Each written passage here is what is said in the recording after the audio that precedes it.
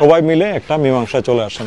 যদি নিজেদের ভিতরে মারামারি করেন এই সময়ও কি থাকবে না? আর আপনার কথা গেলেই অসীম রহমত নাজিল হইছে আপনার উপরে। এলাকা শান্তিপূর্ণ একটা পরিবেশ থাকতে হবে এবং মিলেমিশে থাকবেন, এটাকে আশা করতে পারি আমি। আপনি মারামারি করবেন, ওভারঅল আপনার এলাকার ক্ষতি হবে। এই এলাকার এরকম কোনো হিস্টোরি আগে শুনি নাই, এরকম মারামারি ছিল আগে? এটা বললাম না, এভাবে হয়েছে। যদি কেউ অন্যায়ের ক্ষতির শিকার হয়ে থাকেন, থানা আছে, আপনারা যে মামলা করেন বা অভিযোগ করেন বা জিডি করেন, মান্যগণ্য যারা আছেন, রাজনৈতিক নেতারা আছেন, সবাই মিলে একটা মীমাংসায় চলে আসেন। আমার মনে হয় ওইটাই লাভ। এলাকার শান্তি না থাকলে আপনার নেতৃত্ব থাকবে? আপনাকে কে মানবে? ভবিষ্যতে এখানে আপনার মেম্বার হইতে হবে, চেয়ারম্যান হইতে হবে, এলাকার নেতৃত্ব দিতে হবে। এর জন্য সবার আগে দরকার কি? ওদের স্বপ্ন পূরণে পাশে থাকতে পেরে আমরা গর্বিত। এলাকা শান্তিপূর্ণ একটা পরিবেশ থাকতে হবে। যেহেতু একটাই গ্রাম, গ্রাম তো দুইটা না, একটা।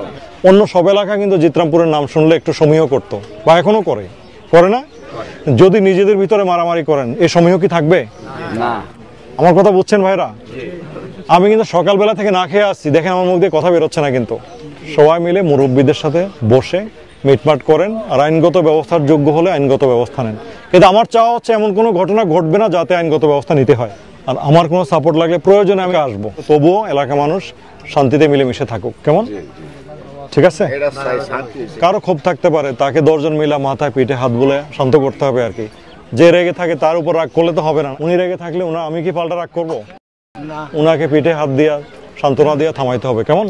ঠিক করে ফেলেন মিলেমিশে। আমরা তাহলে বিদায় নিই। আর আপনার কথা গেলেই এমন আল্লাহ দিলছে আপনার উপরে, অসীম রহমত নাজিল হইছে আপনার উপরে।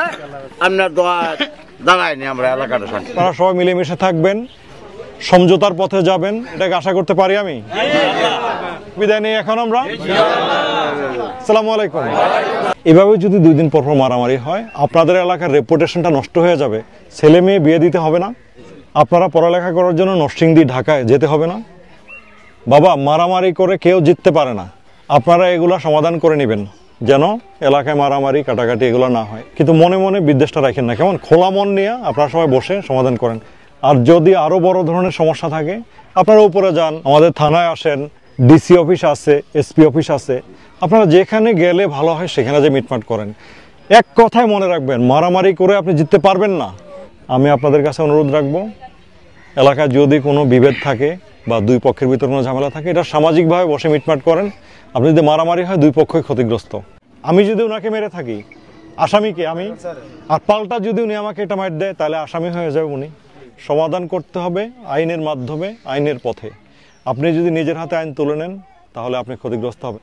আমি তো আপনাদেরকে সহযোগিতা করার জন্য আসছি। আমরা স্যার মারামারি চাই না। অন্যায়ভাবে আঘাত করে থাকে, এটার জন্য থানা আছে, আপনি থানায় যে মামলা করেন, আপনি অবশ্যই আইনগত প্রতিকার পাবেন। যদি এই গ্রামে আগুন লাগে, মসজিদটাও কিন্তু পড়ে, মসজিদ কি বাঁচে? এটাই বাস্তব। আপনি যদি মারামারি হয় 2 পক্ষই ক্ষতিগ্রস্ত।